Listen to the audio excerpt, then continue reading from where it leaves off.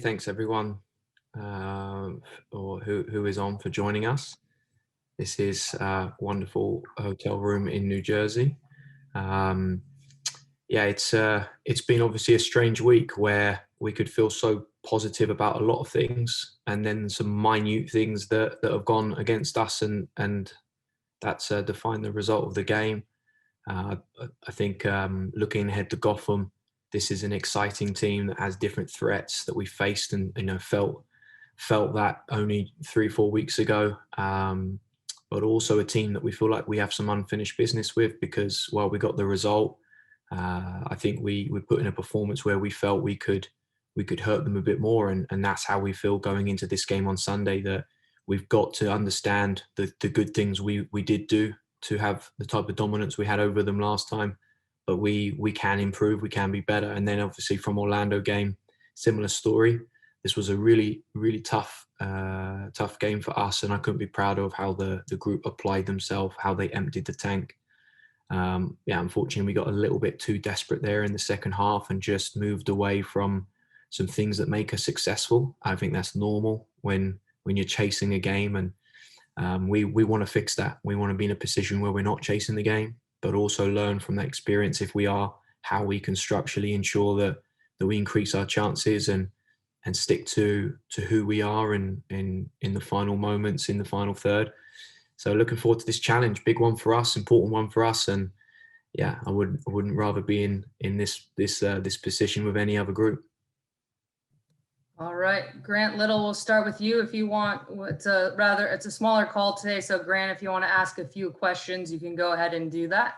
Grant, I love your tactical questions, so I'm glad that you're going to get some extra reps in here. Awesome. I'm going to give you one that's not tactical and one that is, if that's all right. I hope you're doing well. I was just wondering if you could talk about having such a tough stretch like this at the beginning of the season, tough opponents, tough travel schedule.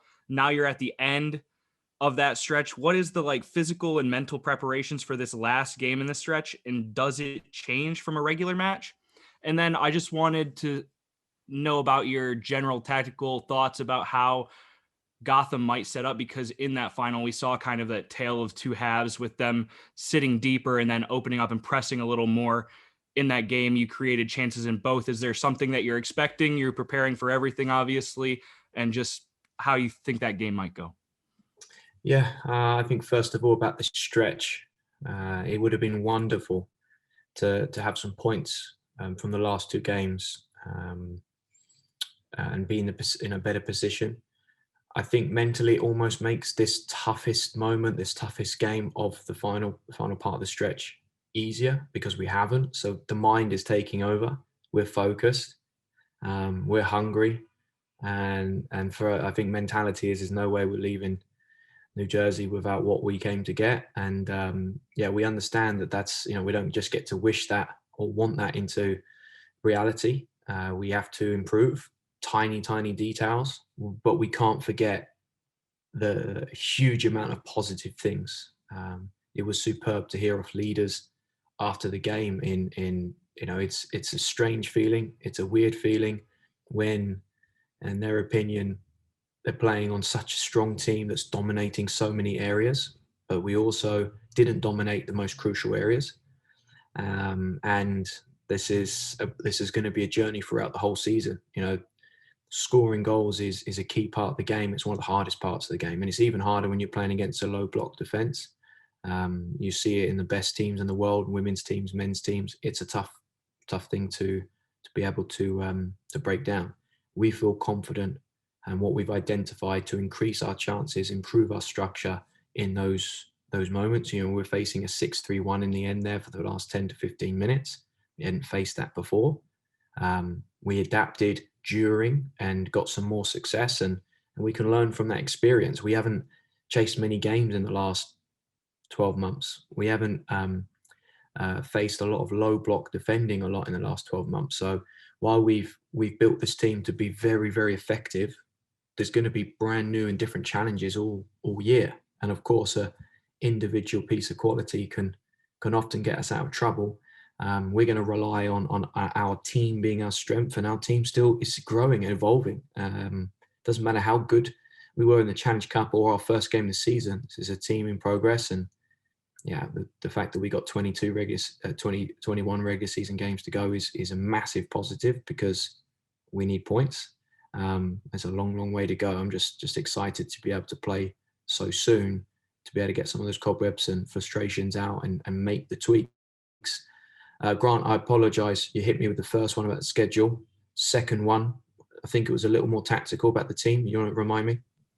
Yeah, I was just wondering if you could talk about what you think this game's going to look like, because we saw in that Challenge Cup final Gotham be a little more compact and sit back in that first half, and then in the second half the game kind of opened up and the Thorns were able to create chances in a lot of different ways in both of those halves. And I was just wondering what you thought going into that match. We will see a completely different Gotham. We can talk tactics, but I think they were just caught cold mentally in the first half. I think deer in headlights is probably the easiest way in. I think they woke up a bit more, and the goal gave them great confidence, and they probably felt like themselves after that. Yeah, tactically, they also made adjustments and became a bit more aggressive as they were chasing the game. Then the goal helps. You know, we think about, you know, OL Reign game. Felt like the second half we made the adjustments to create a load more chances. Well, the game also meant that we have a desperateness to chase. Also, OL Reign had a protectiveness about them and were naturally dropping off, whether it was tactical or not. So there's those factors. There is no doubt we'll see a more intense version of Gotham. Yeah, if I took a guess, it's one or the other. They'll be a little bit more aggressive and look to press and disrupt, or they'll do what we've seen mostly against us so far, being a medium, mid to low block, trying to deny space in certain areas. Let's see what they go after. I think for us, we're very, very prepared to face opponents that try to cover and deny space in different situations. I think our phrase has been, when it's been about attacking, is they got to pick the poison. Whoever we play, they have to, because we're ready and built to be able to hurt teams in different ways. If they pick the poison and they're going to allow space here, we got to prove that we can hurt them through that. And by the time they adjust and they give us something else, we got to prove that we can hurt them. We can't be, this is the only way or that's the only way. Yeah, we don't have the first say in what space is available. The opponent has a big say, but then we got to either take the space that's there, or we got to create space and the free player where we want it. And we're looking forward to that tactical challenge against Gotham. Yeah, Grant, if you want to jump in one more, if you want to close this out, that's all good. Grant, go for it. I do appreciate that. Thank you. I was just wondering, about the pressing structure. We see in that first game against Chicago, really suffocating press where we're getting a lot of numbers around the ball. We saw that a little bit at the beginning of OL Reign, and I think it's dropped off a little. Is that just because of, the kind of games, the stretch, or is that something that you identified as them needing to sit back in a mid block a little bit more so that they can get through the stretch, or how did that pressing change? Yeah, I mean, there's different ways to look at this. I just, we look at our defending, we look at our pressing in multiple different ways. I don't mind sharing a couple different things with you. We have support, we have experts that obviously help us look at this, but it's all about our style of play. So of course there's objective, and then there's objective data, but there's also human data that we like to collect on measuring our style of play and our effectiveness. Some of the feedback that I heard from the Orlando game from our data expert was the defensive activity was much better compared to the game against OL Reign. Our total pressures, our pressing efficiency, both improved on passes per defensive action. And it was the best. It was the best. I think it was the best that we had on passes per defensive action. That obviously has something to do with the opponent's passing actions as well.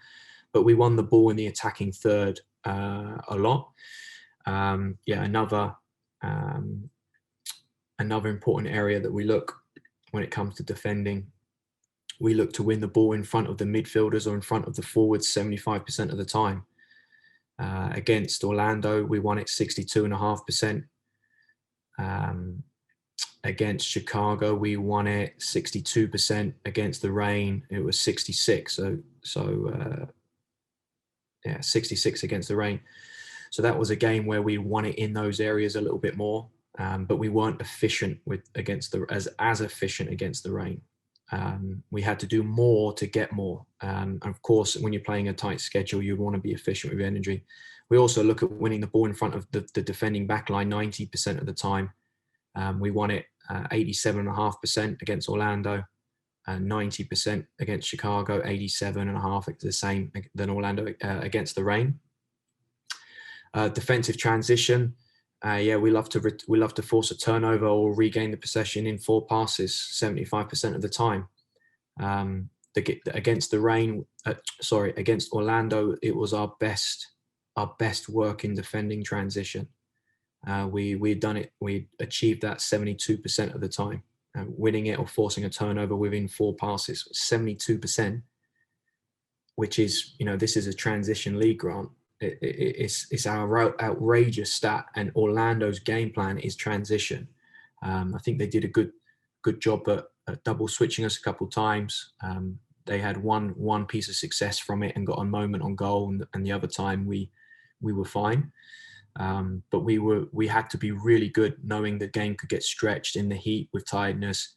I thought we were monsters in defensive transition, and I know when we think of transition, it's the counter pressing. We've been very good. But the back line were very, very strong at dealing with first and second balls. I thought Angela Salem, when the ball was going into Korniak, when the ball was going into the number 9, Ange was back pressing and closing space really well, and we were winning up second, third balls. Different ways of looking at it.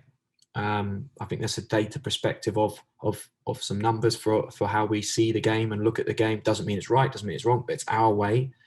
And the numbers right now are really good, but that doesn't, and maybe one of the only leagues in the world, NWSL, it's minuscule, it's fine margins, and we gotta grab a couple of those fine margins and turn them around, as well as maintain our performance. What we can't do in this game is forget the hard work, the good work we're doing in exchange for the couple of moments in the box either end of the field.